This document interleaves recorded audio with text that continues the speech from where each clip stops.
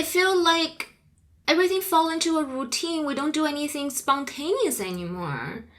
I feel just a little bit flat. Okay, let's do some Thursday date nights then. I will look for a nice restaurant for us. No, it's not about that. Oh, how about a weekend trip? I'll use the AI tools to plan something that's not too far from us and not too expensive, but romantic. No, you're not listening to me. It's not about a trip. It's about us. I know I'm trying to fix it. I do care. I don't want you to fix it. I just want you to hear me. One partner came with a feeling. The other partner came with a plan. And somewhere within that gap, from being heard and being handled, a rupture, small but important rupture arises. And that's what the fixer part does in long-term relationships. And today, we'll try to understand why. Welcome back to the Happiness Games podcast. I'm your host, Yizhao Martins. I'm a licensed marriage and family therapist in the state of California, and my specialty is somatic couples work. So let's take a look at a partner that came with a longing, a feeling, something cannot put into words yet, but they sense something is different and uncomfortable. Yet the other partner came in with plans to fix it, to change it, and showing care. But somehow this nervous system registered this vulnerability the partner's trying to express as something to be solved. And then the rupture begins. We will look at this fixer part from 3 lenses today. The first one is a nervous system lens to see that this part we want to fix is a response of our nervous system. The second, we'll look at it from IFIO, intimacy from the inside out, which is the couple therapy application of internal family system, and see how this part trying to fix is a protective part that's trying to do something to help us to feel safe.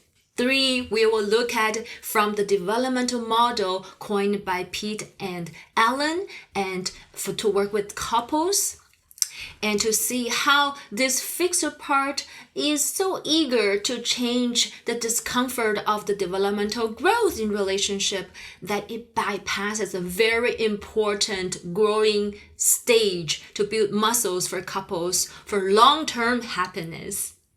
Shall we begin? So first, last week and the weeks before, we talked about the fight part, the flight part. And today, we're talking about the fix part, which is also a nervous system response. Oh, how I'm familiar with this part. A lot of professionals are very benefiting from a strong fixer part. I'm thinking about doctors, lawyers, therapists, coaches, engineers, and certain professions may not really prefer or benefit from the fixer part as much because the fixer part has a lot of intellectual assets and is very organized and tend to be very, very structured, which is great to channel some of the energy into our professional goals. Let me share with you when I tap into when I'm aware of my fixer part start to emerge in my internal system, what does it look like for me in my body? So when I'm doing therapy, sometimes I notice I will be leaning forward when my fixer part is coming. You notice that I'm shifting. This is being centered. This is me leaning back and relax. And this is when I'm leaning forward and my hands tend to be resting on the table and ready to go. And sometimes it's not as physical, it's more energetic, I notice. I'm zooming in and start to think about things in my head, how to solve this problem, what I'm seeing, analyzing everything. Not a bad thing, just to be aware. And when that happens to me, I also notice there's an urgency in my speech. I want to interrupt. I want to cut people off. I want to stop them. I want to give my input. There's some urgency there that's covering up what I register as fear that if I don't solve this, something bad is going to happen. Sometimes really something is happening as they're escalating in the therapy room that does call in an intervention. So I also noticed this part is very quick. There's a lot of fast speech. There's no pauses, doesn't leave room for other people, and also think very quickly and mentally putting puzzles together in my head to formulate responses, and a streamline of words, and very, very fast speech. And then also I noticed there's also closed the boundary in me a little bit. I'm less open to let the other person finish what they're saying and explore their experiences and stay with the discomfort of misalignment a lot of times for my couples, the partners. Then I will want to jump in with my solution so they will stop being in this uncomfortable place of disconnection and misalignment. And the last one, I noticed there's a body tension in me. A lot of times for me is the tightness in the neck, and then also shoulder might be also holding up a little bit, not as relaxed, and all the energy moving from the belly up, and there's a disconnection between my upper and lower body starting. The midline is my core, we'll call it hara, and right above your belly button or solar plexus. I notice most of energy move up, and there's less energy downward towards the floor and feet. So I tend to feel my feet are cold or rigid, while there's a lot of activation upward and also forward. So that's how it looks and how it feels in my body. Do you resonate with any of that? I invite you to notice if any of those sound similar, pause and see if that could be a fixer part or some other part that's emerging inside of you. It's good to get to know them. So this part is our nervous system response. It belongs to the category of a sympathetic nervous system response. It's very activated compared to the flight part, which is more like zooming out, withdrawing, energy less activated. This is similar to fight part as it's more activated. It's external in a way to give output, but it's trying to resolve an internal conflict.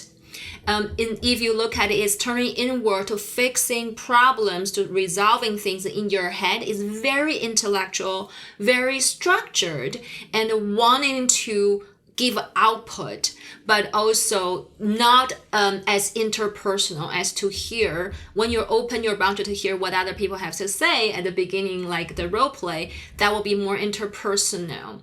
So it is a very inward but activated state of our nervous system. So where does it come from? It is very normal, very human to have that response, and it tends to be developed and activated and adapted by certain people, certain population, or in certain times. If we take a look at it from the IFIO's perspective, parts work, this is what we call a protector. Since it's so intellectual, you can think about the age of this part could be at least 6 and up. When they get more logical, the brain develop this part, the cognitive part of brain is developing more. So the child has more way to solve a problem, to resolve issues. I don't know why. And Anakin from Star Wars just came to my mind when he was a child. That he was very good at fixing things and come up with robots and all this thing. He can fix anything. Well, there's a huge loss in his life that his father was not present. So he's really wanting to change the world, fix everything to make things okay for him, while he's not really attending to the deeper wound and then the part that's sad, and there's some grief over the loss of not having a father figure early on in his life. So as I indicate, this part that's trying to solve problem tend to protect something underneath. So the younger part we call XL is not feeling the loss, the grief, the discomfort of disconnection. So if I think about what might happen for people who develop this fixer part, I think we all have it. For some people, they are bigger and more prominent, that comes out more often. It could be the parents are not as consistent being emotionally available when the child is going through a loss or dysregulation, while they're calling for nervous system co-regulation, the parent, either the caregiver is not present emotionally themselves because they're going through grief and some challenges and stress in life, or they don't have the capacity to co-regulate with the child. So the child learns, okay, when the parent is feeling something, having big feelings they can't deal with, it's not really safe. If I were to fix them and to solve it, to be helpful, and when they feel okay, I will feel safe and okay too. So this could be repeated and practiced over time. Like you can see a lot of little helpers that's being exercised to do benefit their parent or caregiver, because the caregiver going through emotional challenges. And then that's how they get attention, and that's how they feel connected with their caregiver. So whenever there's a misalignment, a disconnection, the sameness is not there, the similarity is not there, the child part will feel threatened and unsafe, and do not know how to tolerate the discomfort of differences between the caregiver and the child. Now, fast forward to current life in relationship with your romantic partner. You meant to have differences at some point, right? When the honeymoon period fades, you're going through the very important stage of development in your romantic relationship. Is called the differentiation state, according to the developmental model developed by Couples Institute. So this method really emphasized the differentiation state, which means how can you stay genuinely connected, in contact with your partner, while grounded in yourself. One example is, see, if my children and I have different preference for food. I'm eating healthy, and in their stage of development, they need more fat and carbohydrates. While I'm mid-age, I don't need a whole lot of that. So we might have different food, but can we share those meals, enjoy our own food while we're having dinner and talking about things, so we have a nice, enjoyable meal together, but not eating the same thing? When parents sometimes have a hard time with differentiation, they require their children to eat exactly the same food with them. If they're on a diet, their children have to be on a diet, or they will tend to eat what the children are eating, and then they gain a lot of weight that's not necessary, not healthy for them. So to stay connected to the other person while being true to yourself and being grounded in your being, what your needs are, what your values are, how you're feeling, that is a signature definition of differentiation. So there are a couple steps to be practicing differentiation in your romantic relationship. Well, first, you want to be aware you have a certain values and feelings, and your partner may also have same or different feelings in a given time. The second stage is when you are knowing how to regulate yourself and your emotional state despite of your partner's feeling up and down, so you can separate energetically. Third is to know that they allowed to have their feelings any way they feel, just like you are, and you're not responsible to resolve anything or fix it for them to make things better, or for you to be connected. You can very likely talk about your differences and have intimacy while enjoying your differences. Here's the time for me to give you some relational and somatic tips. If you get caught in the fixer part and you're suffering from this part taking over your life, so remember what I'm about to give you are not clinical advice. This is meant to be a roadmap for your developmental growth in romantic relationship. It's more general and is not specifically tailored to your situation. So feel free to practice, and if you need some hand holding, which probably you will need, as it's very challenging to go through this exercise all by yourself, and there are two people in the dynamic or sometimes more. Feel free to reach out to a professional for guidance and support. But here is for you to get a general idea what are some things that you can be aware of and work towards. Maybe set that goal in your therapy with your therapist and ask your therapist to help you with that. Yes? So number 1 is awareness again. So when you notice an impulse, it could be sensations in your body like I described earlier. While you're zooming forward, your energy is really forward and you're trying to solve something, come up with all the solutions in your head without being asked for, without hearing the other person. You notice tension in your jaw, you notice your shoulders are clenching up. When you notice those physically, and pause, can you take a moment to acknowledge, well, is that possible? A part of me want to fix the situation. And then the second one is to tune inward instead of forward, trying to act out your impulse. And discover and explore, ask yourself, what I'm trying to protect here, what I'm trying to fix, if I do not resolve this, do not fix this issue right now, what will be some of the feelings I will feel? What will be some of my needs are that I did not know before? So this is a great way to do some inquiry and get to know yourself more. Number 3 is to allow your body to slow you down, where your mind, your brain is trying really hard to move fast, to solve and to fix, to do things. So instead of staying here energetically, consciously go down to your feet and pay attention to how your feet connect to the floor, how you're being supported, how you can be safe within, without turning outward to fix and to control the external factors in our lives. That is really hard, isn't it? So it's time for us to transit to a standalone meditation to help you to ground when you feel your energy are coming up, when you come into the fixing mode, you're ready to do things with your hands. Are you ready? Let's take a few minutes together. You don't need to change anything about where you are right now.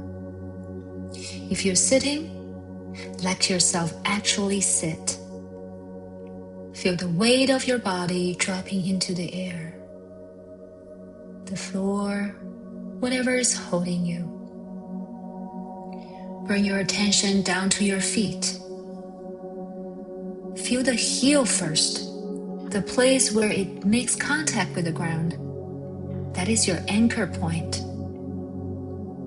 Now feel the ball of the foot, the soft place just behind the toes, pressing gently into the earth. And then the toes themselves, soft, not gripping. Your feet are designed to meet the ground, to receive it. Let them do that now.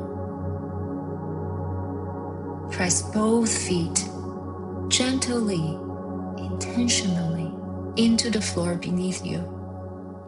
Not with force, with intention, as if you are saying to the earth, I am here. I know you're there to catch me.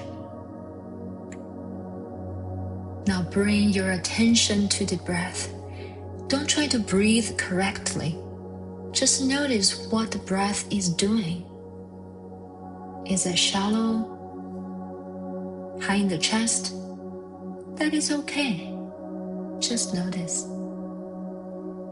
Now slowly begin to extend the exhale. Breathe in naturally, without forcing, and breathe out a little longer. In and out. Slow.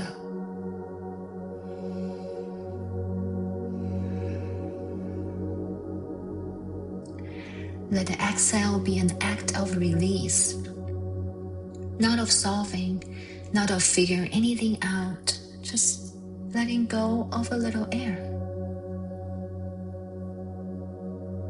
Now we are going to add sound. On your next exhale, let the sound ma come through. Low, easy, and unhurried. Ma. Feel where that lands in the body. The chest maybe? The jaw softening. Feel free to glide your jaw from side to side while making the sound ma. That might invite a yawn, and that's totally okay. Now, meh. This one tends to live a little higher. The throat, the face. Let it be whatever it is. Now, me. Notice if the vibration shifts. There's no wrong answer here. Your nervous system is simply being offered something to organize around, something internal, something yours. Now, more.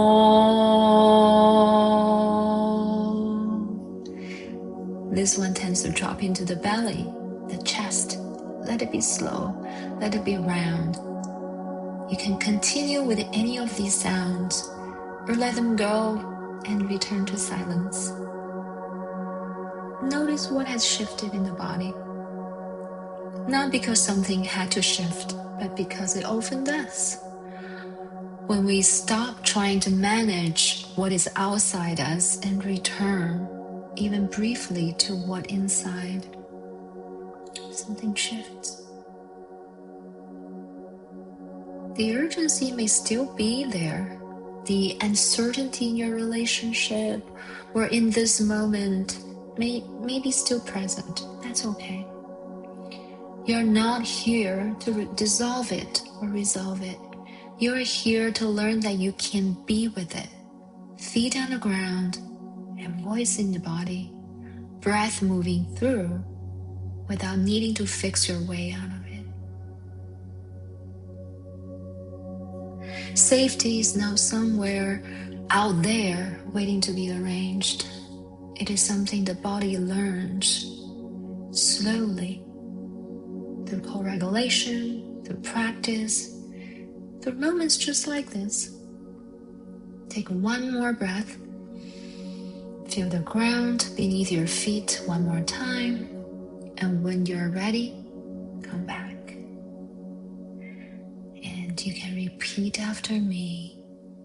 I am allowed to stay without solving. I can feel the discomfort without becoming it. The ground beneath me is steady. I am enough, even in the uncertainty. Next week, we'll explore the fawn response, the part that keeps the peace by losing itself. I see you next week.